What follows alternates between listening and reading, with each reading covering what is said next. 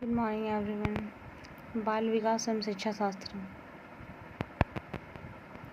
निम्न में से कौन सा लक्षण किसी मापक उपकरण के लिए सर्वाधिक वांछनीय है? वैधता।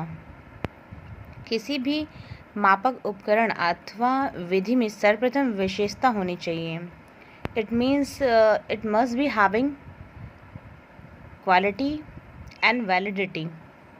किसी भी मापक उपकरण अथवा विधि में सर्वप्रथम विशेषता यह होनी चाहिए कि वह उस गुण अथवा गुणों का मापन कर सके जिसके लिए उसका प्रयोग किया जा रहा है। वैलिडिटी मीन्स जिस भी चीज़ के लिए, जिस पर्पस के लिए वो एलिमेंट व टूल बनाया गया है वो वैलिड हो, वो उसके गुणों को मापने के लिए वैलिडेशन रखता हो और उसमें ये क्वालिटीज़ होनी चाहिए कि वह वैलिडेटेड प्रोडक्ट होना चाहिए, कि वह उसके लक्षण को या उसके गुणों को, अवगुणों को माप सके और उस उपकरण में ऐसी विशेषता होनी चाहिए, वो वैलिड उपकरण होना चाहिए जो इंस्ट्रूमेंट उपयोग में लाया जा रहा है। ऐसे मापक उपकरण को वैध उपकरण कहते हैं। तो ऐसे मापक टूल को वैलिड टूल कहा जाता है और उसकी इस विशेषता को वैधता कहा जाता है। और जो qualities, which ever qualities it does sustain, actually it is valid and having validation for that, actually fine. जो किसी मापक उपकरण के लिए सर्वाधिक वांछनीय है, और ये किसी भी मापक उपकरण के लिए सर्वाधिक वांछनीय है, वैलिड है। थर्स्टन और लिकर्ट ने निम्न में से किसके मापन से संबंधित है? अभिवृत्ति। सन 1927 में थर्स्टन ने अभिवृत्ति मापन के लिए तुलनात्मक निर्णय के नियम का प्रतिपादन किया। तो तुलनात्मक निर्णय के नियम का प्रतिपादन किसने किया है? थर्स्टन ने किया है। जो अभिवृत्ति मापन का पहले परिष्कृत मापन था, 1932 में लिकर्ट ने अभिवृत्ति मापन की योग निर्धारण विधि को विकसित किया।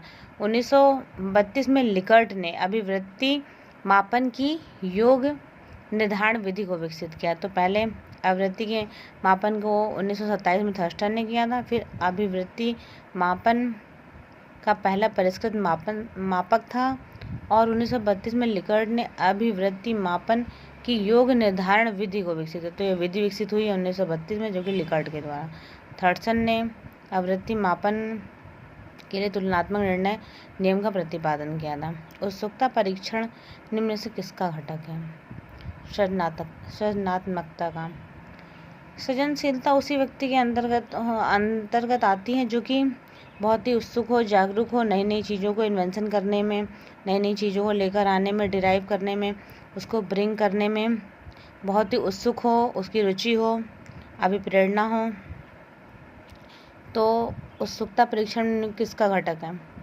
देख लेते हैं। मनोवैज्ञानिक बैरोन ने सृजनशीलता की विशेषता बताई। बालकों में निम्न विशेषता: स्वतंत्र निर्णय लेने की क्षमता होती है।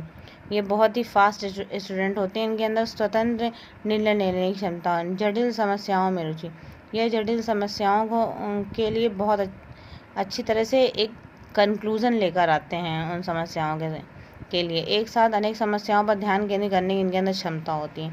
मौलिकता से परिपूर्ण होते हैं, उत्सुकता होती है। अतः उत्सुकता सृजनशीलता का मापन एवं परीक्षण है। तो उत्सुकता से ही सृजनशीलता को मापा जा सकता, उसका परीक्षण किया जा सकता है। निम्न से कौन सा सृजनशीलता संबंधित नहीं है? सी, मितव्ययता।